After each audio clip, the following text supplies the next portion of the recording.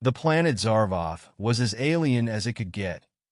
Vast stretches of glittering sand dunes, alien creatures that shimmered like ghosts in the twilight, and a world where the very air could turn deadly with just a change in wind patterns. The Zarvothians, a race of semi-humanoid aliens, had lived on this harsh world for millennia, evolving to survive the brutal extremes of their environment. But despite their adaptability, they had always avoided direct contact with other species. They preferred to keep to themselves, living in seclusion and rarely interacting with the larger galactic community. That was until Lucian Ward, a human explorer from Earth, stumbled onto their planet. Lucian's mission was supposed to be simple: explore the unexplored, map new worlds, and gather data for the Galactic Exploration Federation.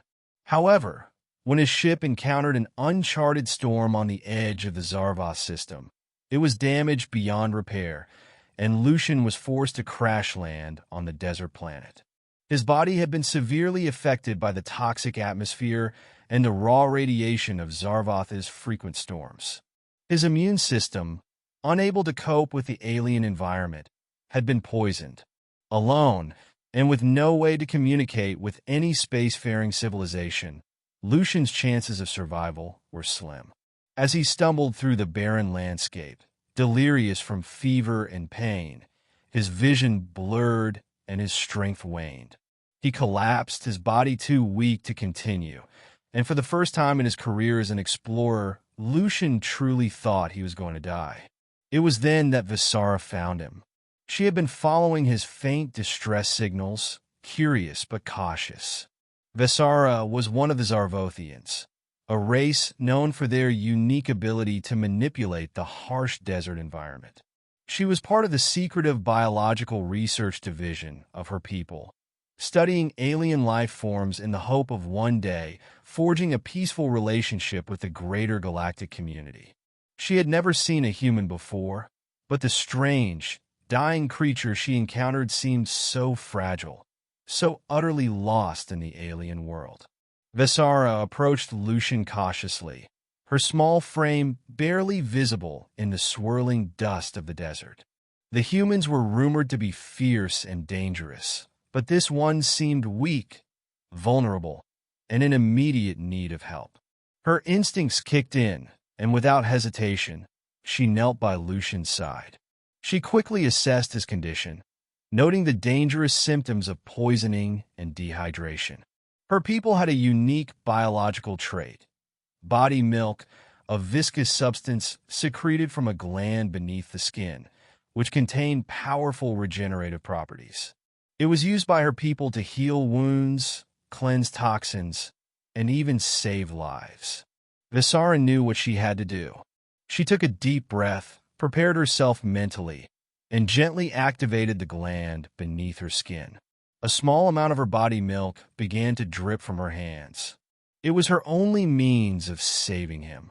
Hesitant but determined, Zaro applied the liquid to Lucian's wounds and his lips. She watched as the alien liquid began to seep into his bloodstream, its regenerative properties working quickly to neutralize the toxins that had overwhelmed his body. Lucian's mind was in a haze as the strange liquid filled his senses. At first, he thought he was dreaming, but the cold, soft sensation of the healing liquid against his skin made him realize he wasn't hallucinating. It wasn't long before he began to feel the poison receding from his body. The feverish burning in his chest began to subside, and his vision cleared. He gasped for air, his lungs filling with the deep, grateful breaths of someone who had narrowly escaped death. Lucian tried to speak, his voice hoarse. His body was still weak, but he could feel himself coming back to life. Zaro looked down at him with a mix of curiosity and concern. Her golden eyes glowed in the dim desert light. "I am Zaro," she said softly, her voice melodic, "and you are alive because of me." Lucian, still dazed but now alert, managed a weak smile. "Thank you. I don't know what happened." "You were poisoned by the atmosphere," Zaro explained. I used my body milk to save you. It neutralized the toxins. Lucian blinked, confused. Body milk? Visara nodded, her delicate features calm but focused. It's a substance we Zarvothians produce. It can heal wounds, restore life force, and cleanse toxins. It's a gift of our biology. Lucian's head spun. He had never heard of such a thing before, but the overwhelming sensation of relief that flooded his body told him all he needed to know. You saved my life. For the next few hours, Visara helped him recover, offering him sustenance and shelter in a small, hidden cave nearby. Despite the unusual nature of her help, Lucian felt a deep sense of gratitude toward her. In the quiet of the cave, as Visara prepared a fire, they began to talk. Lucian learned that the Zarvothians, despite their reputation for being fierce and secretive, were not the brutal conquerors he had heard of. They were a peaceful people, struggling with their own internal issues, and Visara had risked everything to save him, a stranger from a foreign species. As Lucian regained his strength, he began to realize the full impact of what had happened. He had been saved not by a high-tech device or a galactic medical team, but by the biological gift of an alien species, an act of kindness that transcended all the prejudices he had been taught. He was deeply moved by the gesture, and something inside him stirred, something that made him feel connected to Visara and her people in a way he never expected. In the days that followed, Lucian and Visara began to forge a bond. They exchanged stories about their worlds, their people, and their cultures.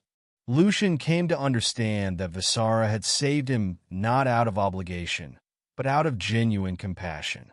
And for Visara, saving Lucian had unlocked something she hadn't expected, the realization that humans, despite their differences, were not enemies to be feared, but beings who were capable of both greatness and kindness. As they parted ways, Lucian looked back at Visara, who stood with her hand outstretched in farewell. "Thank you," he said again, his voice full of emotion. "I won't forget what you did for me." Visara smiled softly, a glimmer of warmth in her golden eyes. "Nor will I forget you, human." And so, with a bond formed through the exchange of life-saving trust, Lucian returned to his ship, but he left a piece of his heart on Zarvoth. The connection between a human and an alien had begun, and the possibilities for the future were endless.